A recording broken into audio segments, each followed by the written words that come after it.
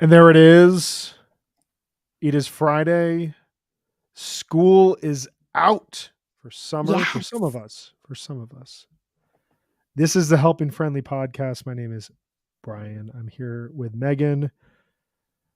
Currently, my technology is stable, and we think that we can have a full, lengthy, engaged conversation about music and about fish. But just a fair warning to all of you out there, if this episode is 3 minutes long, it is because Xfinity is a shit company, and that's all I gotta say. But for right now, I'm just gonna keep going because it's all working. We are here today.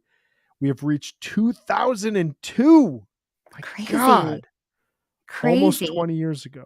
We've almost reached 20 years of fish. However, we are not talking about fish. We are talking about fish adjacent music because Fish was on hiatus until the end of this year. We're going to get into that because this show that we are discussing happened after Fish announced that they were coming back, which is really interesting to think about.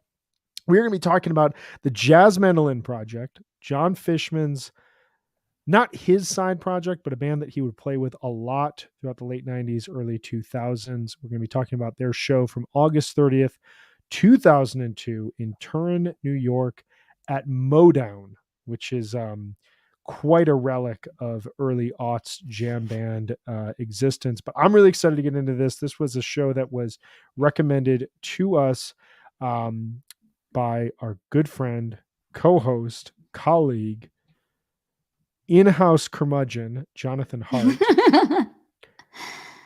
And it was a sick show. But before we dive into all of that, we've got so much to talk about. We're going to talk a little trade trio as well. Megan, how are you doing here today? I'm so good. It's the first day of summer vacation for me. I don't have to work for like a long time. Can I ask, you took some time off before you went back to teaching. Is that hmm correct? Yeah, Do I have your timeline right? you do. Um, when you went back to teaching, is the sentiment still the same? Like it's May, early June, and you're like looking ahead at the last day of school. Like, do you still view it the way that you would as like an 8, 9, 10 year old? I mean, hell, Totally. 23-year-old in college. Like, does that never lose its luster? Yeah, it's just that feeling of like school's out for the summer, right? You want to just like play that song and like jump in like the dazed and confused car and like smoke a joint like it's fucking over. It's great. It's the best feeling. It feels like, I mean, it feels really good today, but when it's really gonna hit is, like, Monday when my alarm Mm, doesn't go off, or, mm. like, that first day that I don't know what day of the week it is. That's, like, Well, that's a when I'm good one. like, "Oh, I'm on vacation." Like, I don't is it Wednesday? Is it Thursday? Is it Friday? That's the best. That's when I know it is. So, I'm super excited. I have so much I wanna do this summer, and I've also, like, trying to make a commitment to myself to rest. So, we'll see how that goes. I'm not good at that, but maybe you can keep me accountable. Who is? I know. I don't know. Because it's funny because, like, when my son is approaching the end of school, I'm like, God damn it, all the structure is about to be gone. Yeah, it's like But the I can only opposite imagine as for as a for teacher, parents you're of like, small kids. get me And out of here. I know all the parents are like, "Bye, see you later." Like, Can you it's please gonna be help a us long this summer? time. Like, we Yeah. really, really need your help. Yeah, I haven't heard anything from my son's first grade teacher. It's been like 3 weeks. I'm just like, what is he doing? He's probably at some Elvis convention, which is a whole different story. But congratulations, you made it another year. I'm very, very excited for Thanks. you. Um, so we've reached 2002. We're going to talk a bit about where the band was at this point in time. We're going to talk a bit about Jazz Mandolin Project. We're going to talk about this excellent show, a show that I cannot recommend enough people listen to. It was one of the most pleasurable hour and a halves of my 2023, I want to say. From like a listening Yeah, standpoint, it just like it filled my ears and my soul with so much. I cannot wait to dive into it. But I before we totally do that, agree, and I just have to say it was unexpected. I was not completely. expecting I mean, I hadn't listened to Jazz Mandolin Project before, and I was not expecting this. It was thrilling. I was the same because, and we had a comment here. This was Jamie Mansfield's band. That Jamie Mhm. Mansfield was the mandolin player, lead of Jed's Mandolin Project. Um, I'm far from an expert because at the time that Fishman was playing with Jazz Mandolin Project, I'll admit I was kind of just like, just get me Fish back. And I was listening to Tab. I listened to Vita Blue. I really liked Vita Blue.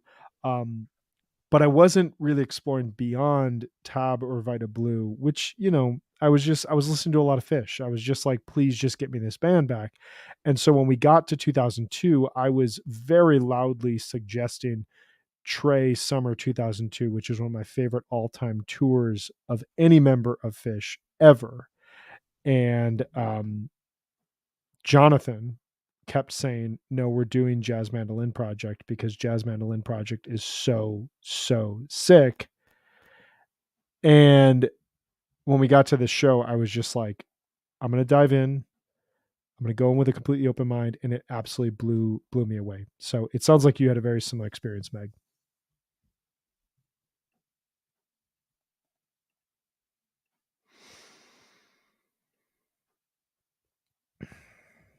All right. It looks as though the technical issues I was referring to at the start of this episode are happening, which is awesome. I'm going to try right now to plow ahead and see if we can make this work before cutting bait on this episode.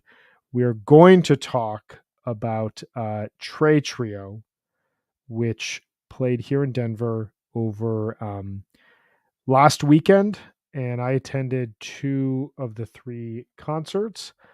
I'm going to dive into just kind of thoughts on these shows here, kind of what my thoughts were on, the band, the overall lineup, the songs that were played, all that sort of stuff.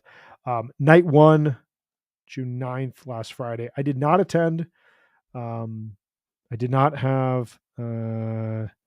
I did not know what was going to happen with these shows. I went in completely blind. But night 1, I was at home watching the Nuggets, having some friends over for a barbecue. And I listened to the shows the morning after. This show got some bad press, let's just say. I think some people were significantly disappointed.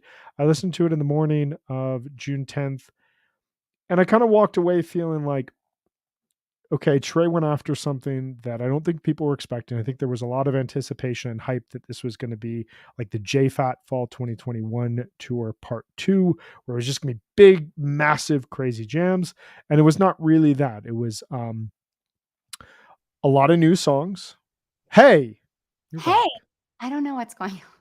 Was that you or is that I me? That's hilarious. I don't know. How could it I have never anyway, yeah.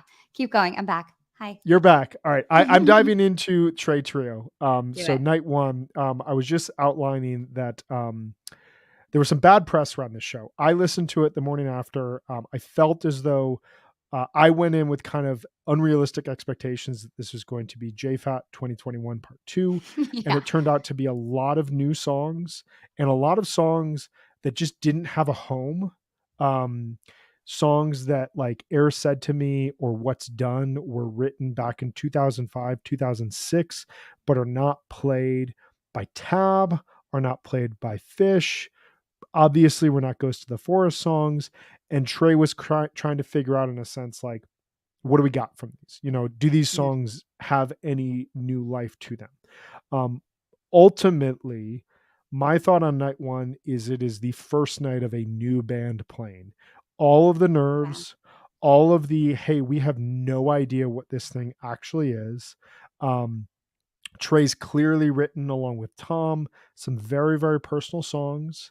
Um, I I am a huge fan of the recent output from Trey. I think that everything going back to Ghost of the Forest is some of the best Trey songwriting I've ever heard. I understand that may not be the most popular opinion, but to me, Lonely Trip defined the pandemic in a brilliant way and showed a lot of depth and creativity.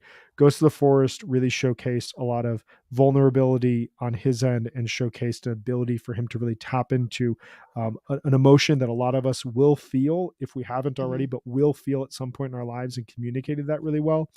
I thought Mercy was beautiful. I thought his work with Paige, especially on January, was really good. So I was really excited to hear a lot of these new songs in this place. I thought that flow wise, Friday night was a little uneven. There were some moments where you got really, really good performances out of songs like And Flew Away, The Greater Good, Oblivion, Plasma, The Well. But then there were some moments like Where They'll Find Us, Monsters, What's Done, where it didn't totally work as well for me. But I'm curious, what were your thoughts about Friday overall? Yeah, it felt like this very, like, mellow kind of easing in feeling, and it really Yeah. reminded me of how, like, there was an interview with Rick from Goose that I read that he was saying that during the Tab tour, he told Trey he felt like he was easing in at first, and Trey's like, "I don't really do that." And I thought, you know, here he is doing that, and is kind of easing in, and you realize when you're playing tons of new songs, or at least, in Trey's my newer catalog stuff, like in the last few years, and like you said, trying to find a flow, trying to find where they go. This group hasn't played together before, or like, in different, I guess in little they did in JFAT, but with a little few other people. But there just had that kind of like, yeah, getting the gears going feeling. I thought also that the technical stuff that happened during at the end of the first set really Totally. seemed like it frustrated him. Like Totally. when Trey's like swearing that much on stage and just, he seemed really pissed off about having to end that song. He spent so much time introducing it and like, like kind of like laying it out for everybody. And then to have to not be able to play that, that sucked. And that song, was adapted from Forward People, from one of the songs that he put out during the pandemic. And he was so excited about the journey of that song, and then to have that happen, it sucks. So I feel like whenever you're putting yourself out there and it's not going perfect, it can be kind of a mind fuck. But I really thought that Plasma in the second set was like not long, but had this really nice groove to it. I feel like that was one of those first moments that I was like, this is what this trio is going to just really excel at, which is the groove. And I feel like like when Desron and Fishman like lock in, it's just holy shit, like that is just magic. I am obsessed with Desron Douglas. I think he's an unbelievable melodic bass player that he's so easy and clear to hear in this trio too. I love hearing him like isolated more like outside of tab where you can really like lock into him. Awesome. So I thought I liked the well. I didn't like the end when I thought it started to sound like Sci-Fi Soldier. I was like, "Oh no, don't start yelling random shit, please." But no, I don't know. I agree. I thought that like Undermine had some really good moments. Like, oh wait, is that the next night? That's the next That's night, next. right? You're Next getting night. you're Yeah. getting ahead of I'm getting yourself. ahead You're of so myself. excited. You're I'm so so excited. excited because I want to talk about Saturday night, but I want to hear about what you thought about Saturday. Because Yeah, well, and to close on Friday, I think the biggest thing that I loved about it was like the sound of the trio was very, very clear from like And Flew Away is, it's about 12 minutes on tape. Um, the fact that you just remove keyboards and, you know, yeah. this is not an advocacy for Paige McConnell to no longer be a part of Fish. Um, my Clearly. God. Um, the fact that you remove keyboards and you suddenly hear all three, drums, bass, guitar, so much louder and so much more prominent, especially bass. Like Jezron's Yeah. bass was so much louder than I've heard Mike since maybe 1999. Yeah. Um, it added a very different sound, and I think I wonder if there was an intimidation factor of just like how much each of them were going to like nakedly be on stage and have to Yeah. really, showcase themselves. And I think also you talk about like the tech stuff at the end of Perseid. I almost wonder if that was something that Trey was dealing with throughout the Mm, set, because I feel like I haven't listened back since the first time I heard it. I feel like I heard at some point Trey calling to his guitar tech middle of the set to be like, hey, like this is not an issue. And I've got to imagine that Trey yelled shit fuck shit a couple of times, which is yeah. the common language for when technology fails when you're trying to be creative. Um, That's it. so going into Saturday, so I had one of my very, very, very best friends stay with me last week. We went to King Gizzard together, and we went to Saturday Trey Trio, and then another one of our very, very best friends happened to be in Colorado, so we went to Sunday night Trey Trio together. And we were That's talking before awesome. Saturday. It was a great reunion. It was like a mini Dick's reunion. Um, as we're going into Saturday, I think both of us have pretty fair takes on approaching something like this where we were like, okay, this is not what we were expecting, but let's adjust our expectations and kind of go into this being like, we're going to hear a bunch of new stuff. I kind of figured we were going to get repeats at some point. I think one thing that really struck me, and you hear it with like the moments where the sets didn't totally flow, is that Trey literally wanted to play 35 songs, 40 songs, and a lot of them Yeah. new songs or rare songs. And so that's going to always mess with the flow no matter what. And that's just like, Yeah. that's the way it goes.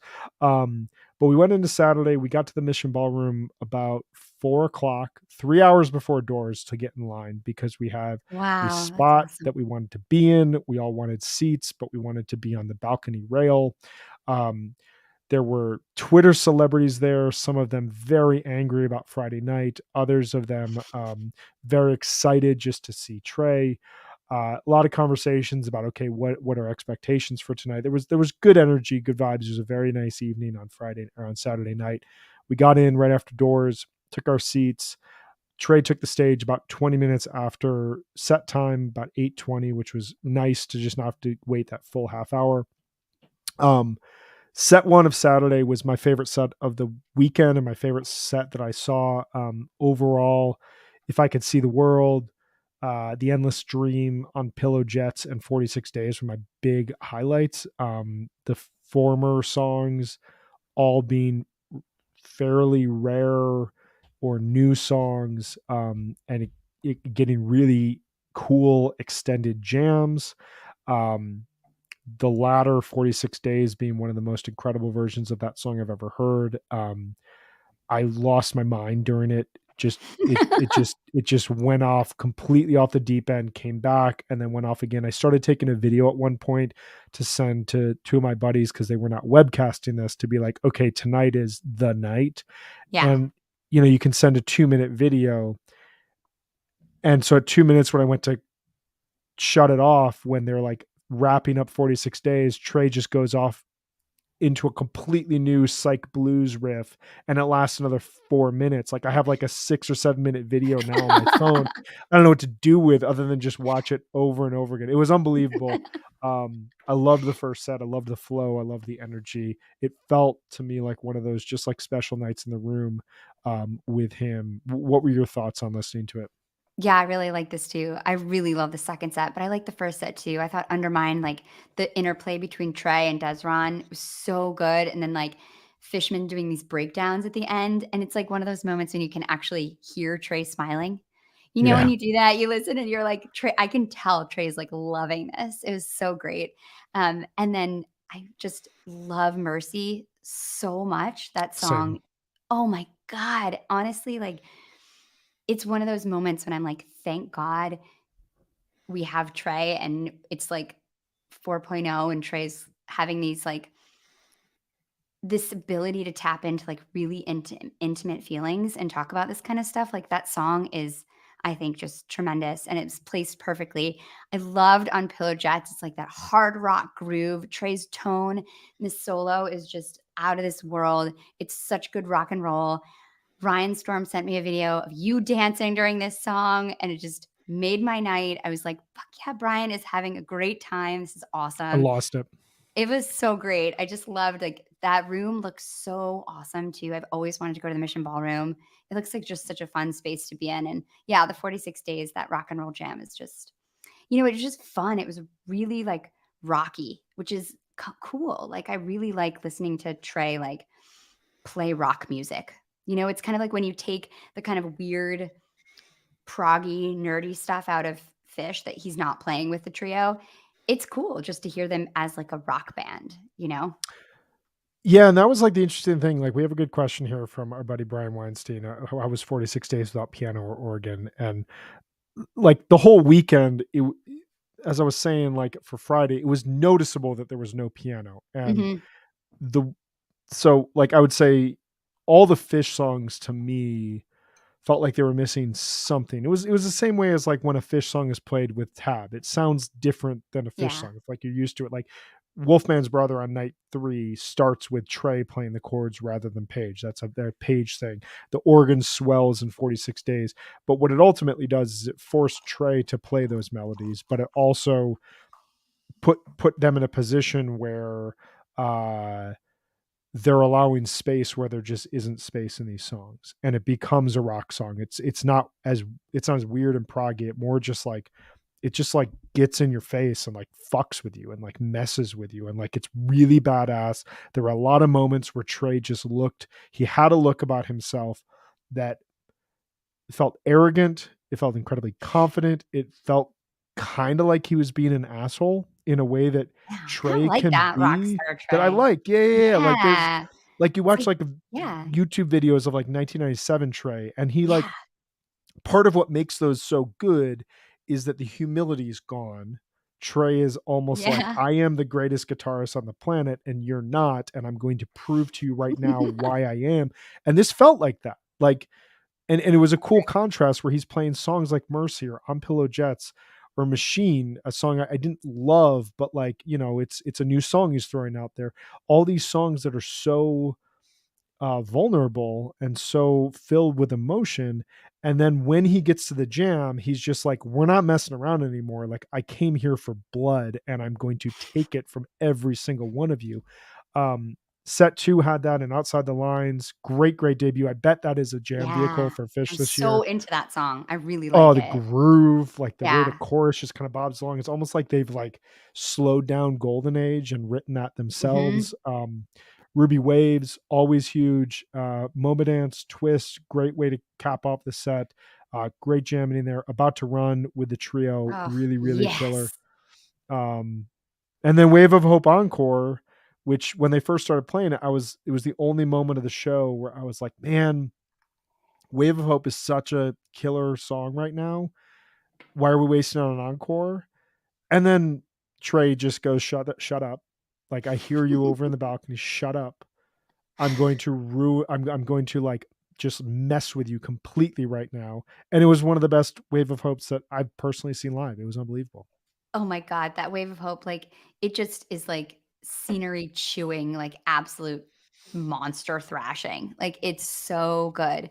The one thing that is a little hard about it is the beginning, like, Trey's voice, he definitely sounded like he's been sick or he's, like, fighting something, and, like, you can even hear that in the MoMA sound check, which we should talk about too, but, it's he's like, "I'm gonna save my voice for the show," like, he, like, sings Yeah, that during yeah. the MoMA sound check, and his voice definitely sounds a little ragged, but it kind of almost reminded me of like, and this is like, this might be like a hot take that might piss people off, and I'm not comparing these two, but I'm just saying it sounds a little bit like when you hear him in like 2004 or something when his voice sounds kind of ragged, but then he just fucking Whoa, you're going rips there. open the Whoa, jam. you're going Yeah, there. I'm not trying to compare it. I'm I just know. saying like vocally, and then it's just the jam opens and it just like destroys. So I feel like there's kind of like that rawness to the night that I Yeah. thought was really, really great. And I loved this set. I thought this set as a piece was tremendous. Like the flow is so good. There's a perfect placement of like new songs in between like really great songs. And I wasn't looking at the set list when I was listening to it. And so Ruby Waves comes on. You've got the like big rolling drums, Desron just like laying it down, Trey doing all these like stabs. Machine is kind of weird. It's like classic rock opera, like kind of weird. But then About to Run came on and I was like, yes, like this is exactly where you place this. And then of course MoMA. I want to like formally request that every time I see Desron Douglas perform, he plays MoMA Dance because I'm an aficionado about MoMA Dance. It's my favorite. And he just absolutely destroys. And this sound check, if people haven't listened to it, is a Unbelievable. must. It's Unbelievable. so good and funky and just rich. Like Desron on this song is just so perfect. Yeah. I really like the twist too. It's really good. Really good twist. Hmm. You know, I feel like at various points, all three of them were the MVPs, but I kept having this Hmm. thought throughout the run of, you know, Desron is still kind of the new guy, but he has a whole career to himself, you know, playing in jazz bands in New York City.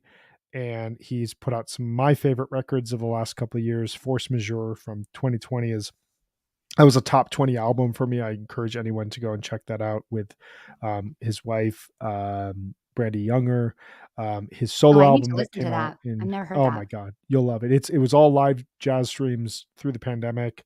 So you hear a little bit of like the discourse as stuff, you know, shit's happening in the world. They're talking about it like in the moment, and then they're playing jazz from their apartment. It was unbelievable. Wow. His record that came out last year charted pretty high for me.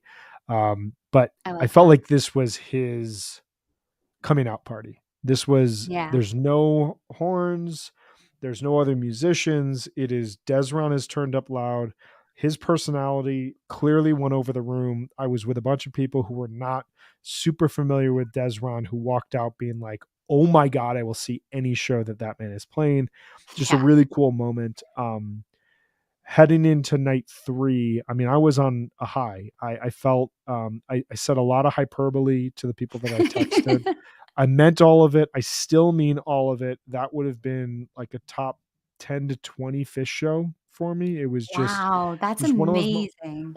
it was just like the entire feeling of that show, and listening back to it, it felt like something really exciting happened. It felt like Trey tapped into it. He just had that all night.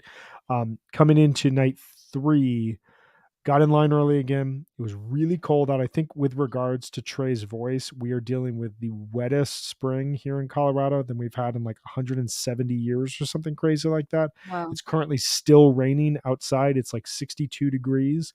I have a cold right now. Like, I think that we just are living in this endless spring here in Colorado right now, which is really nice, but I think it's affecting musicians as they come in. Um, Wow. so I was standing outside in the cold with a couple friends, waiting out, getting in line, got great seats again.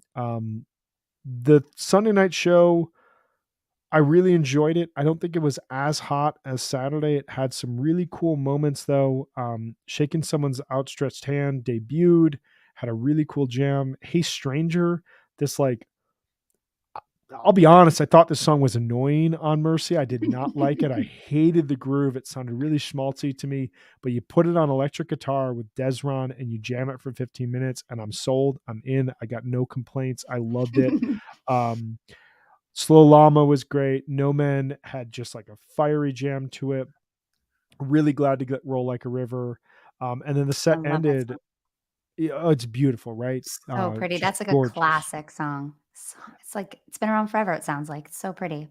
And I thought it was fascinating that we got all these songs that were written on an acoustic guitar in a cabin with an electric trio. It was an interesting Yeah. side to it. But Evolve and Silverlight towards the back in the set one were two huge highlights for me. Silverlight's one of my favorite songs off of Lonely Trip, and Mm. Evolve is maybe my favorite song off of Lonely Trip. I absolutely love that groove. I love the lyrics, and both of them were really good. Stealing Time continues to be the most confounding Fish song ever. I have no idea how we don't have multiple 20 to 25-minute versions of it. It's Right? built for it. It was the modern Down with Disease. We're here with a Trey trio where everything is jamming a little bit in really cool ways. You have this riff in Stealing Time that could be expanded upon. Nothing. I don't get it. I have no idea. It's like the one. It is the blue ball of Fish songs. But what were your thoughts on this first set? Yeah, shaking someone's outstretched hands. I love the lyrics of this song. Way to go, Trey and Tom. It's so good. I can so hear Fish just absolutely killing this song. I'm really excited to hear Fish play it. I love Slow Llama with Desron. Yes. And Silver Light, it's incredible.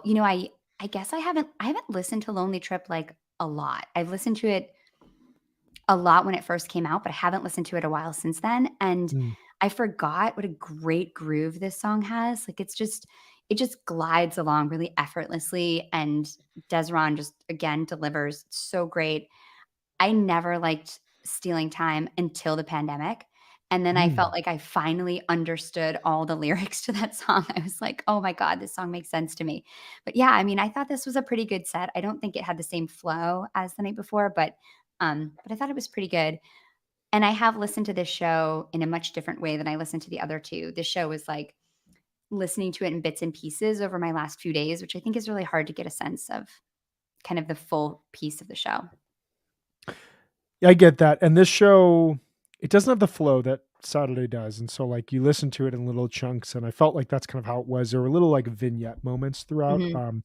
Set two especially, like coming out, opening up with Jabu, felt like a very classic Tab type of moment. And it felt like Yeah. something out of like 99, 2001, where Gotta Jabu was just like this big, big song for the band. Um Loved that version, but then Broken Into Pieces, Flying Blind were kind of okay. Like I felt like we just had a lot of like stop start in the second set, but we had some huge highlights in Wolfman's Brother, Oh, yes.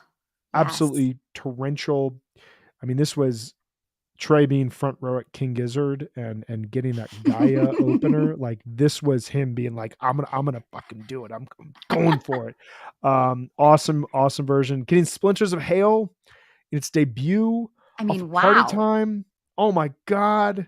This is a song I've always wanted to hear Fish play. I would love for this to stick around.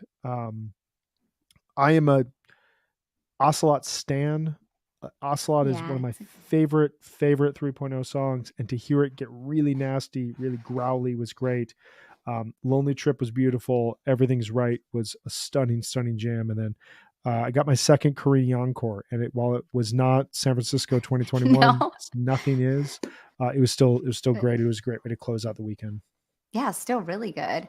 And this Wolfman's like talk about monster rhythm section. Like it just sounded like monsters on parade. Like Desron, Jesus, and Fishman, they were just like lockstep, just like absolutely destroying it. I thought this was incredible. And I think like this song Valdez is really pretty. I Yeah, love the experience of like listening to a new song and like you can't look it up on fish.net. There's no like history. There's no like lyrics yet. You actually just have to like experience music the way we used to. You know, when you were young and you just listen to a song and you kind of like take it in and think about it and like have to figure out what it says. Like it's a new experience and I love that. So I thought that was really fun to have that during these shows, like just getting these new songs. And I feel like anytime there's a lot of new music, there's going to be some inspiration behind it, and I feel like it's good for Trey to be playing all this new stuff. And yeah, I thought everything's right. Just bass bombs, just like wild shredding. Just I bet that sounded unbelievable in the room. Like I bet that was so fun. I felt like I could feel Desron's bass just like through my Yeah. gut. It was all like there were so many moments, and the place just went crazy. The Mission Ballroom was really cool. It's just under 4,000, but like the way it's built, it feels like you're in a small arena. So everything just Mhm. feels and sounds bigger. Um, yeah, I mean, I think ultimately, like you just said it, it was a cool space for Trey to debut all these songs and give them a shot that they just may not get. A lot of these songs will probably never be played on Fish Tour. Some of them Mhm. may never be played on Tab Tour. Some of them may be played on Classic Tab. I'm guessing if this band tours again, they have a whole host of songs to go forward with. But it seemed like a cool spot for Trey to say, I got a bunch of new material. I got a bunch of old material that hasn't been played. Here's an avenue to that's like low pressure to usher this in. And while it may not have worked out as well on Friday night, I thought on Mhm. Saturday and Sunday it worked out incredibly well. So big time approval for me. I loved these shows. I'll be going back and listening. I made like a highlights playlist, and it's like 30 songs. Like it's like 6 hours of music. It's pretty unbelievable stuff. A classic Brian Brinkman playlist. I tried. It's. I think it's tight. I think it's pretty tight. But yes, I it's can't it's wait to listen six to it. hours. Yeah. Um, Well, I just got tickets to see Classic Tab after hearing these shows. I was like, "Yeah, I'm gonna go." Yeah. yeah, you got to. Yeah, no, Yeah, yeah. you got to. Any last thoughts about these before we jump back in time to 2002? I just hope Trey continues to feel this inspired when he's playing this summer for Fish. I hope he continues to bust out new songs and, I think that it just bodes well when he's playing new music. I always feel like it's good. It's a good sign. I'm right there with you. I felt that there were multiple moments where I was like, we've already had that second night in Mexico was one of my favorite shows of the year. One of my favorite jams of the year out of the Ruby Waves. The whole spring tour was unbelievable. Now Yeah. this Trey Trio tour, our Trey Trio run, and upcoming summer tour, I feel like we're in a really good spot. 40th anniversary, MSG residency, Dick's, who knows what else. But it feels like we're in a really good place. And I like that Trey introduced us to this new batch of material this way. All right. For everyone out there who is listening, we're going to take a quick set break before jumping into Jazz Mandolin Project.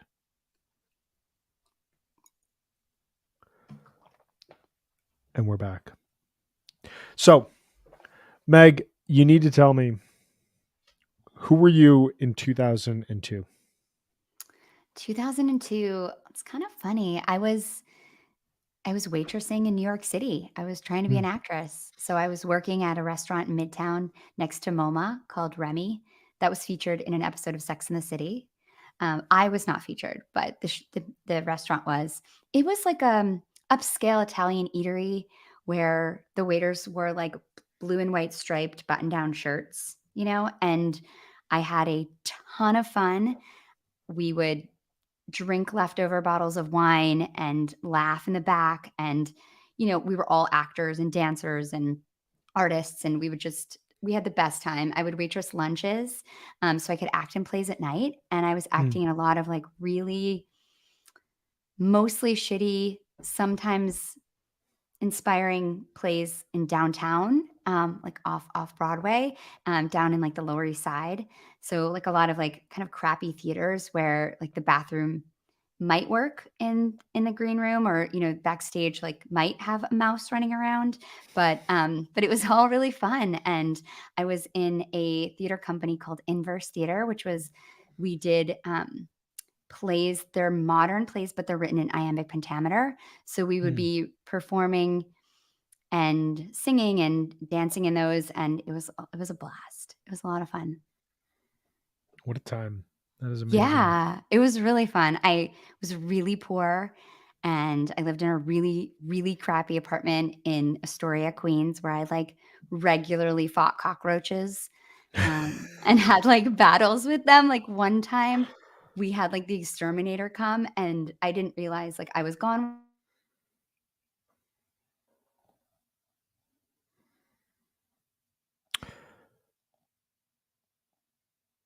We may have lost Meg briefly, so I will dive in. We'll pick up her story once she gets back into the episode. But I'll just share. I was going into my senior year in high school at this point in time, and I was just listening to a ton of Fish and some other jam bands. I was really just where I was. I looked the part of a high school suburban stoner. I think I wore a necklace that had a giant mushroom on it, and every shirt was tie dye or some sort of Fish shirt. It was a total look. Refused to get my hair cut. Um, I was applying for colleges, but basically, like I had my heart and mind set on going to the University of Montana. There was nothing anyone was going to do about that. I didn't care about any other schools. I was going for experience, man. And sometime in August 2002, I got back from like a camping trip and walked into my room, and my mom had cut out a newspaper that said, Fish is back. I've got it right up here on my cork board right behind my computer. It says, eager fans can catch Fish on tour again. It's got a picture of Trey from the Rochester 97 show. Or no, sorry, from the Great One, because he's got the hat on. Um, and I just like freaked out. I lost my mind and spent the remainder of the fall listening to every Fish show I felt like I needed to listen to before this band got back together. So I'd feel fully prepared when I saw them for the first time in February. It was amazing. I was super excited, but I was also just kind of a little suburban loser who didn't know much about the world and was about to get his mind messed up about a year later when he finally went off to college. Um, so really, really excited to dive into this show. Meg will be back here in 1 second. Before she gets back, I'm going to share. I didn't get to do this last week because my technology was all messed up, and I think RJ used that as an excuse not to let me go over pop culture. So I'm going to give you the pop culture breakdown for the week of the end of August 2002. Television, guys, it's really not that good. We've got number 5, American Idol, the Tuesday edition. Number 4, we got ER, just holding strong from the 90s. Number 3, we got Joe Millionaire, that like millionaire douchebag who is hosting a bunch of women and is going to marry one of them. Just terrible, terrible stuff. Number 2, Friends, holding on from the 90s. Nothing good there. And number 1, we got CSI, The Origins Crime Scene Investigation. Music, we are in the hip hop and R&B era. It is taken over. Number 5, we got P Diddy with Genuine, I Need a Girl Part 2. Number 4, Mario's Just a Friend, the 2002 edition. Number 3, we got a little bit of girl power, punk rock, Avril Lavigne's Complicated. Number 2, Nelly, Getting Hot in Here. And number 1, Nelly featuring Kelly Rowland, Dilemma, a song I just don't remember. Movies, a little bit better here, but also pretty awful. Number 5, we got My Big Fat Greek Wedding. 4, Spy Kids 2, The Island of Lost Dreams. 3, Austin Powers in Goldmember. 2, Triple X, The Birth of Vin Diesel as a superhero action figure, kind of an actor, I guess. I don't know. I'm not really a Fast and the Furious kind of guy, but maybe you are, and I don't want to offend you because Vin Diesel is really big and could probably crush my skull. Number 1, a pretty interesting M. Night Shyamalan movie, Signs, to flesh out pop culture. Meg, don't worry. We just went through all the awful pop culture of late August 2002. You didn't miss anything. And the fact that Perfect. you were living in a cockroach infested apartment while acting on the Lower East Side and working in a really cool restaurant was way more than what people were doing pop culture wise. Can you tell us, before we dive into the show, a little bit about what was going on in the fish world in 2002? Yeah, absolutely. Well, in summer, this is, it's a pretty big year for them because they're going to start meeting together and they're going to decide to get back together. And so they're going to start meeting at Trey's barn. They're going to start laying down the first tracks for Round Room. And Vita Blue's going to tour that summer. And then Trey is going to go on tour that fall. And they're going to have, they're going to release their November 1st performance as his first live solo album. Pork Tornado, Fishman's band, is going to be doing their first national tour and releasing an album as well. And Mike is also going to release an album and tour with Leo Kottke. And he's also going to put out a movie called October Rising. So it's pretty cool because at one point, Trey, Mike, and Fishman are all touring at the same time with different bands, which is just wild. So much Not creativity surprised, from all of them. right? There's just got a lot to say. So mid-October, Round Room's going to be finished, and they're going to actually release their first live concert DVD, which is going to be the September 30th, 2000 show. Trey's also going to be working on Plasma and release that in December. They are going to then appear on SNL in early December as kind of a press lead up for Round Room. And then they're going to start rehearsing for their return from hiatus on December 31st. And it's just pretty cool to think that they released their 10th studio album in that December and how it was originally going to be performed and recorded live at MSG on that New Year's Eve. But they decided to release the unedited rehearsal tracks that were recorded in the fall. And most of these songs were written by Trey and Tom. And I really want to talk to Tom about this because Trey says they have a big fight during this session. And Trey wrote like a lot of the really emotional lyrics on this album. And I think it's interesting because it kind of like also talks a lot about, in a way, inadvertently, about what was going on with Fish too, as far as like those big feelings of like trust and rebuilding relationships and friendships and complicated kind of interpersonal relationships. And I think it's really cool. So, and you've also got 2 songs from Mike on the album. So it's a pretty big year for them. It's a big year. They record the Victor disc when they Yeah, were in Manhattan. One of my favorite releases that I would kill for that to be released I on know, Live right? Fish. Give us, a full mastering. I think it's some of the best jamming of that period. Round Room is my personal favorite Fish album. Is it I love, really? I love the way it's recorded. It's Wow. so raw. I love all those songs. They all sound like. I mean, those were all like my first new Fish songs. I knew everything up until that point, Yeah. and then like Walls of the Cave was the first time I got a new Fish song, and I was a part of that whole thing. So I love it. I love how prominent Page is. I love how kind of dead this sound is. It's very, very raw. It doesn't sound like it's been polished in any sort of way, and it flows in a really cool way. I'm super into it. But so this show, 45 minutes of the podcast, we're going to finally talk about Jazz Mandolin Project. It tracks. August 30th, 2002. This is from Modown at the Snow Ridge Ski Resort in Turin, New York. This is a single set show. Al Shiner from Mo sits in on keys for parts of it. Part of this festival featured Particle, Medeski, Martin and Wood, Galactic as well, which Galactic, Medeski, Martin and Wood in early 2000s are absolutely unbelievable stuff. A friend of mine saw Particle play like a 3 a.m. to 7 a.m. set at Bonnaroo 2003, and so it was one of the best concerts of his life. Oh my God, that's so intense. That's amazing. Just crazy stuff. But so I was really unfamiliar with Jazz Mandolin Project going into this. I didn't really know what to anticipate. I ended up loving this set. Rather than like getting into this version versus that version, I mean, I have a few notes about the gems, but tell me, Meg, what were kind of your overall impressions of the set and what were some of your highlights? I really loved how the set starts off very kind of like jazzy, and because of the mandolin, it almost has like a folky feeling to it, especially in the second and third Sure. song, Yeah. right? It's like this. I mean, he's incredible.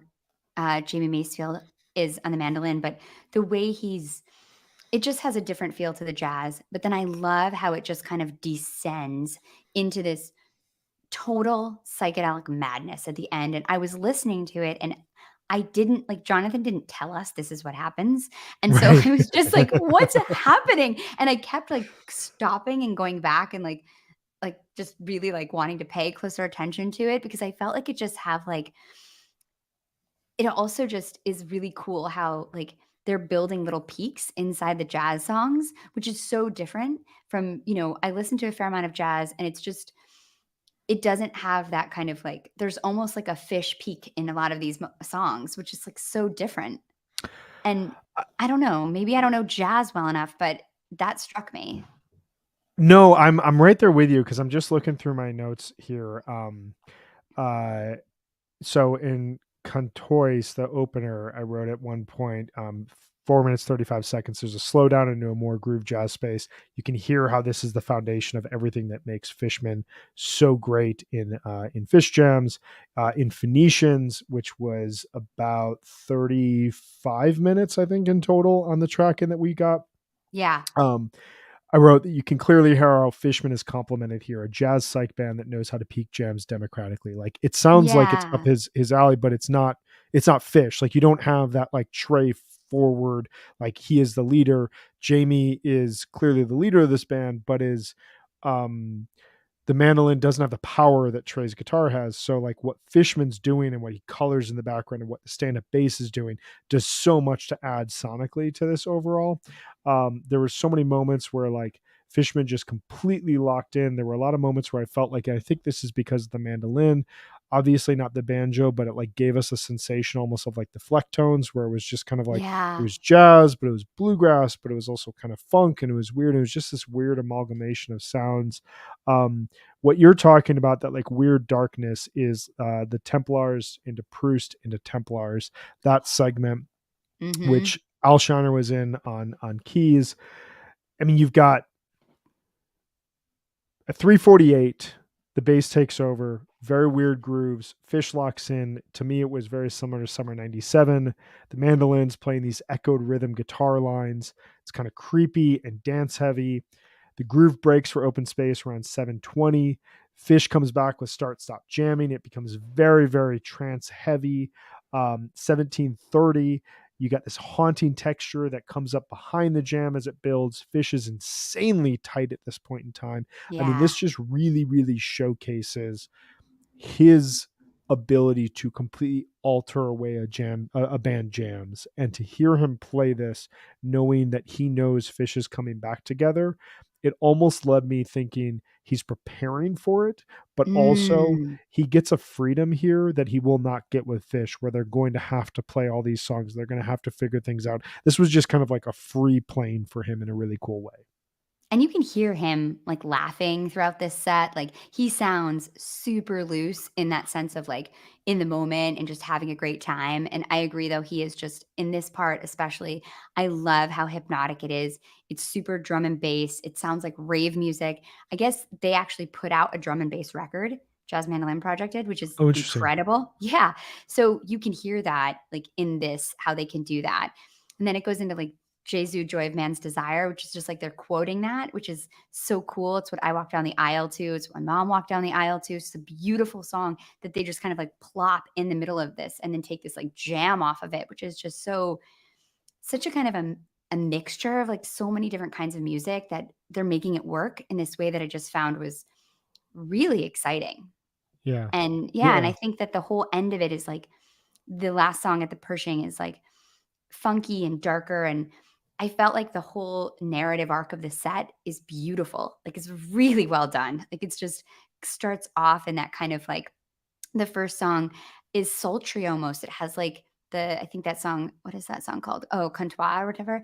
And it's Yeah. like effortless and it has this like nice peaks and Fisherman's like laughing at the end. And then Black Market is like more up tempo, great groove. I was walking to work when I was listening to this and I was like, the sun was out and it was just my last week of work. And I was just like, fuck yeah, it was just really groovy and like just felt great. I love this song. And then the Phoenician song is that like you were saying, the washes of sound, and you hear Fishman start playing these like super complicated rhythms, and it has this feeling of like breaking down, and the crowd's like going cheering and doing like the woos, and then it's a journey. That whole song, it's like you said, it's like 35 minutes, and it's just it goes places. This is not like background jazz. No, and this is like I don't know when this set is happening. I'm guessing kind of midday just based I'm on their curious. billing.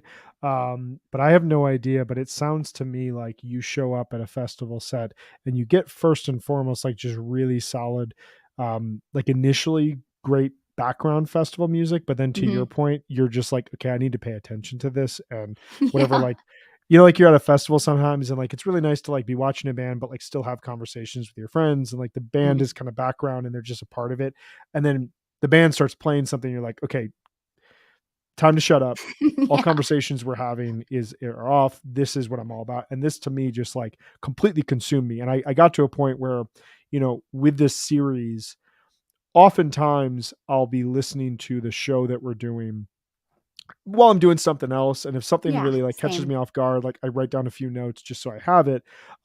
Certain things like when we did the Bozeman tweezer, I was like, okay, everything else is off. I'm just listening to this and writing down my notes of this jam. I felt like I couldn't do anything while I was listening to this because I just had to document like minute by minute what was going on because there was so much changing. I mean, just looking at my notes for Phoenicians, like there's not like 3 or 4 minutes that goes by where I'm not like, okay, something changed here, and what is this? What is happening? What does this mean?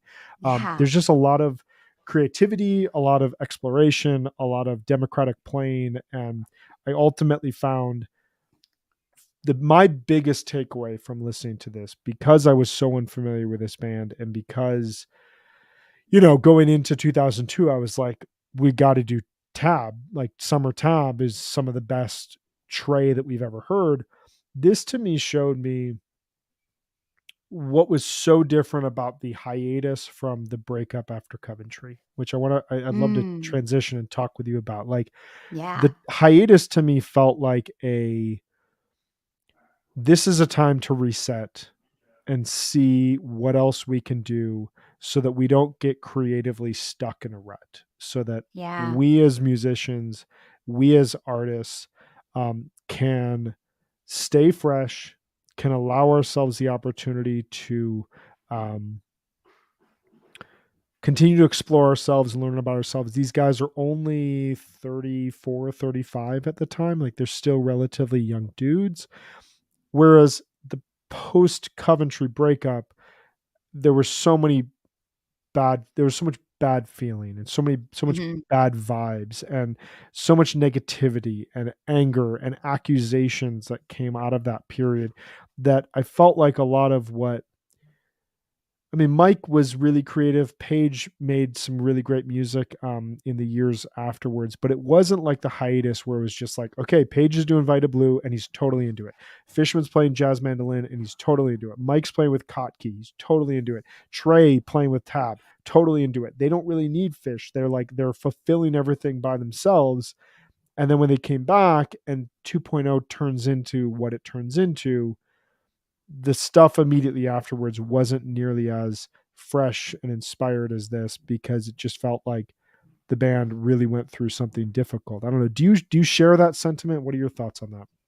Yeah, I agree. I mean, I think they sound super inspired, and to hear how much they were, like, touring with their other bands and putting out albums and putting I mean, they're doing all that while they're writing Round Room or putting out Round Room, so, like, Totally. they're really and then they're doing, like, press for Fish, and they're, yeah, recording, like, that story of how they recorded the Victor disc is, like, so amazing, how they're, like, at Letterman, they play the show on the street on top of the marquee, right? And then Paige and Trey go to a studio at, like, 11 o'clock at night, and they play for, like, an hour, and then they call Gordon and Fishman, are like, "You need to come here, and we need to, like, play, and we're gonna record it all." Like, that's like bursting out. So I think that that's totally true. And yeah, I think the breakup is just a totally different experience. Like I think also things had escalated, right? Like Right. Trey's issues only got worse. Yeah, yeah, and all that ultimately it clouds that period and it leads, Mhm. to it's going to be interesting when we get to like '05 and '06 especially because the selections, Fishman's doing stuff with the duo, which is really cool. Page isn't doing a ton during those years. Um, Trey's '05 output, I'm not really a fan of. His '06 output is really cool with the deck tet. And then Mm. '07, it's not until later in the year that we start to get Trey reemerging and really showcasing, his reborn, renewed outlook. And 2008 is obviously filled with a lot more positivity and a lot more good vibes before Fish comes back. But this kind of feels like kind of the dream that they had when they decided to go on hiatus. Yeah. 2002 kind of feels like the dream of a band that we talked about it during the 2000 episode where most bands take like 2 years off. Yeah. It's just Normally, the yeah. fact that Fish plays live that like we expect to tour multiple tours every year. Um, but it feels like they had the freedom to breathe outside of each other. And as a result, you get shows like this where Fishman has zero pressure. Nobody is, I mean, people now know that Fish is coming back at this show, but nobody is going to a Jazz Mandolin Project show and saying, you gotta play tube or you gotta do this. Like they're just letting him explore and be himself. And you got that a lot on the Trey Summer Tour. You got that a lot with the Vita Blue shows. And it ultimately leads to just a lot of creativity that will be very different in 4 years' time. Yeah, and you saw Trey in 2002, right? That summer? I saw him June 6th at the UIC Pavilion, one of the greatest concerts of my entire life. Yeah, so he was live. I'd love to hear more about that. Yeah, I mean, that tour, all those shows are on re-listen. I recommend Mhm. anyone out there just going through them. And you don't have to listen to everything. I mean, you can, but like cherry pick some big jams. That show, it was very different from when I saw him in 2001, which a lot of those songs were evolving for the first time and coming into their own. So you got big jams in like Last Two, Burlap Sack and Pumps, but it felt more songy in a way that in 2001 I really, really liked. And so I went into 2002, that show, thinking we're going to get something similar. And no, he opens with a 25-minute Push On Till the Day. He closes the Oh my first god. set with a 25-minute Money, Love, and Change, opens the second set with a 41-minute Last Tube, and closes the second set with a 36-minute Mr. Completely. It was just like the dude was in command of the band he had. And this is when Russell Remington is still in the band. This is when Dave Mm. Grippo is still in the band. Ciro had just joined. The band is playing at a level that Trey was used to playing with Fish, Mhm. and he was pushing them like they were Fish, but his Fish. You know what I mean? Yeah. And so it was high energy, high octane all the time. And then he played acoustic guitar to play Chalk Dust, Wilson Chalk Dust, and then brought the band on to play live again with Stash Teases.